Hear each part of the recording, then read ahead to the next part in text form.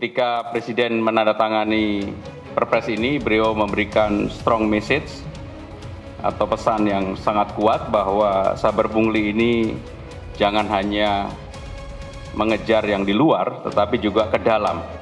Karena unsur yang terlibat di dalamnya adalah kepolisian, kejaksaan, Depdagri, maka tentunya juga harus berani untuk membersihkan ke dalam, karena di dalam juga ditengarai oleh masyarakat ada hal tersebut. Memang kasus seperti ini tidak bisa digeneralisir, tergantung dari derajat masalahnya seperti apa. Kita bisa juga menyatakan bahwa pungli sebagai tindak pidana korupsi.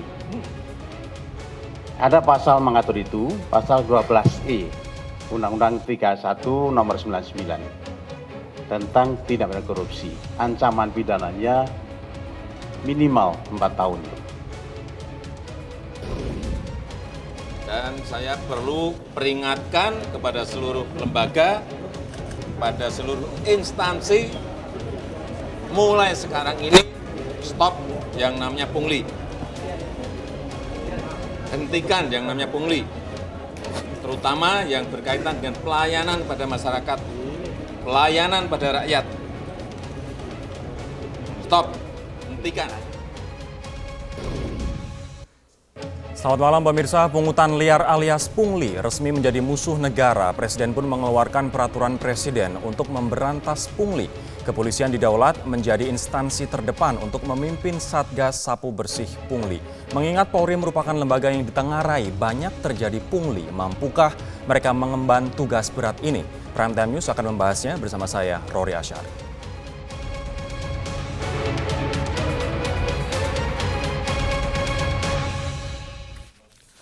Pemirsa, Satgas Sapu Bersih telah dibentuk sesuai Perpres. Polri ditunjuk menjadi pelaksana tugas yang langsung dikomandoi oleh Menko Polhukam. Sejauh mana kewenangan Satgas Sapu Bersih ini dan bagaimana jika yang disapu adalah rekan sesama profesi atau lembaga sendiri? Komjen Dwi Priyatno ditunjuk sebagai pelaksana tugas Satgas Saber Pungli. Satgas yang dikomandoi Menko Polhukam ini juga mengharapkan keterlibatan masyarakat untuk melaporkan praktik pungli. Satgas ini dibentuk berdasarkan Perpres nomor 87 tahun 2016 yang bertujuan untuk memulihkan kepercayaan publik dan memberikan keadilan dan kepastian hukum. Satgas yang diisi lintas penegak hukum ini memiliki 3 lingkup kerja utama, yakni penataan regulasi, pembenahan kelembagaan dan aparat penegak hukum, hingga pembangunan budaya hukum. Satgas Saber Pungli memiliki kewenangan melakukan operasi tangkap tangan atau OTT. Hal ini tertuang dalam pasal 4 huruf D, Perpres nomor 87 tahun 2016. Meski begitu, kewenangan Satgas Pungli tidak akan bertabrakan dengan KPK. Jaksa Agung menegaskan masyarakat yang menjadi korban pungli tidak perlu takut untuk melapor, karena pungli dan suap adalah 2 hal yang berbeda. Pungli dilakukan sepihak oleh pejabat atau penyelenggara negara. 2 hal yang berbeda. Kalau pungli itu lebih sepihak. Oleh karena itu, seperti yang Pak Menko Polhukam tadi, untuk mereka yang merasa menjadi korban pungli, tidak perlu takut dan tidak perlu segan-segan untuk melapor. Pungli dilakukan biasanya oleh para petugas, para pejabat penyelenggara negara atau pemerintahan yang melakukan kewenangannya untuk minta sesuatu. Tanpa diberi, urusannya nggak selesai. Pemerintah telah mengumumkan struktur Satgas Sapu Bersih Pungli. Satgas akan diisi oleh orang-orang yang berintegritas dan dilakukan secara berkelanjutan. Di dalamnya terdapat unsur kepolisian, kejaksaan, dan Kemendagri. Menko Polhukam menyatakan tindakan pungli oleh oknum penyelenggara negara akan ditindak berdasarkan kategorinya. Ada yang akan ditindak secara administratif, ada juga yang dilakukan tindakan hukum. Kita ada kategori-kategori ya. Pungli yang bagaimana yang diselesaikan dengan satu tindakan administratif. Ya.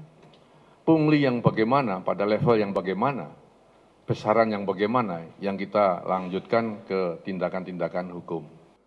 Untuk menghapus pungli yang sudah mengakar, Kejaksaan akan menjadi salah satu anggota dalam Satgas ini. Kejaksaan Agung memastikan akan konsisten dan tidak pandang bulu dalam memberantas pungli. Pemerintah sepakat jika pungli sangat menyengsarakan rakyat dan sudah menjadi penyakit yang menahun. Untuk itu, pejabat atau penyelenggara negara yang terbukti melakukan pungli dapat diganjar hukuman minimal 4 tahun penjara. Pemerintahan Jokowi JK tampak serius dalam memberantas pungli di tanah air. Bahkan di hadapan gubernur seluruh Indonesia, Jokowi kembali menegaskan jika pungli menjadi musuh bersama karena berdampak pada kehidupan sosial dan menyusahkan masyarakat kecil. Tim Liputan Metro TV. Ada harapan besar pun juga ada keraguan besar. Apakah Satgas Sapu Bersih Pungli yang dipimpin Polri akan mampu memberantas pungli? Lalu bagaimana implementasi dari kewenangan operasi tangkap tangan yang diberikan kepada Satgas Saber Pungli ini? Apa bedanya dengan operasi tangkap tangan yang dilakukan KPK selama ini? Dan untuk menjawab sederet pertanyaan itu, kita akan berbincang dengan 4 orang narasumber. Yang pertama melalui sambungan telepon, ada Ketua Pelaksana Satgas Saber Pungli Irwasum Polri, Komjen Pol Dwi Priyatno yang bergabung melalui sambungan telepon. Pak Dwi, selamat malam. Halo Pak Dwi, selamat malam. Selamat malam, Mas. Baik, yang kedua ada Ketua Ombudsman Profesor Amzulian Rifai. Profesor Amzul, selamat malam. Selamat malam. Ada juga anggota Komisi 3 DPR dari fraksi P3 Arsul Sani. Pak Arsul, selamat malam. Selamat malam. Assalamualaikum. Waalaikumsalam. Kemudian peneliti ICW Febri Henry. Mas Febri, selamat malam. Selamat malam. Saya akan ke Pak Dwi terlebih dahulu. Polri menjadi Komandan Saber Pungli dengan wakil ketua pelaksananya ada dari Kejagung dan juga Kemendagri, Pak. Nah, yang menjadi pertanyaan adalah bagaimana kemudian menjawab keraguan publik bahwa Satuan Tugas Sapu Bersih Pungutan Liar ini akan efektif dipimpin oleh lembaga-lembaga yang dituding oleh masyarakat banyak punglinya. Pak Dwi? Ya, terima kasih, Mas. Jadi ini suatu kehormatan juga bagi saya. Saya ditunjuk sebagai Ketua Pelaksana Satuan Tugas Saber Pungli, Mas ya. Jadi sesuai dengan Peraturan Presiden Nomor 87, di mana mempunyai tugas melaksanakan pemberantasan pungutan liar secara efektif dan efisien dengan mengoptimalkan pemanfaatan personil, satuan kerja dan sarana prasarana yang baik berada di pemerintahan, kementerian lembaga maupun pemerintahan daerah. Baik.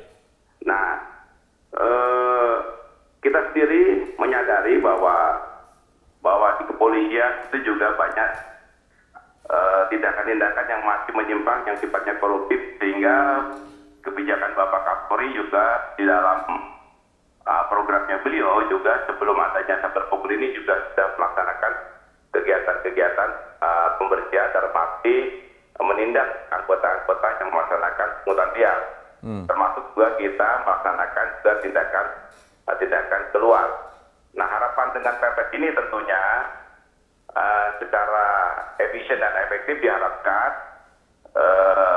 Sapu Bersih Pungli ini bisa dapat dilaksanakan secara optimal. Baik, Pak, kalau boleh saya bacakan, ini merupakan sektor yang dipantau oleh Satgas. Ini pembuatan KTP, SKCK, STNK, SIM, BPKB, izin bongkar muat barang dari pelabuhan, kemudian sejumlah izin di berbagai kementerian ada, STNK, SIM, BPKB di situ yang menjadi domain dari Polri. Seperti apa langkah konkret yang akan dilakukan oleh Polri untuk membersihkan internalnya berkaitan dengan Satgas ini, Pak?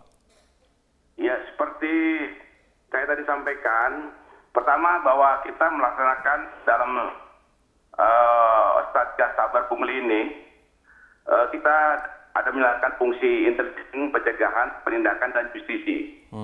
Polri sendiri telah menindak kurang lebih sampai saat ini ada 259 orang yang melaksanakan atau melakukan pungutan liar, dan ada beberapa yang sedang proses kode etik maupun dipidana. Untuk apa yang menjadi objek yang tadi disampaikan, tentunya nanti akan di-mapping dari fungsi intelijen untuk menjadikan sasaran operasi, karena ini merupakan bagian daripada tugas Satgas, di mana kita melaksanakan operasi dalam Saber Pungli ini, yaitu penindakan dan justisi. Baik, mohon ditahan di situ terlebih dahulu, Pak Dwi. Nanti saya akan kembali dengan pertanyaan ketiga narasumber saya. Pertanyaan yang sama ini dinavigasi oleh 3 lembaga yang disinyalir banyak punglinya. Seberapa optimistikah Anda bahwa Satgas ini bisa berhasil? Kami akan membahasnya sesaat lagi.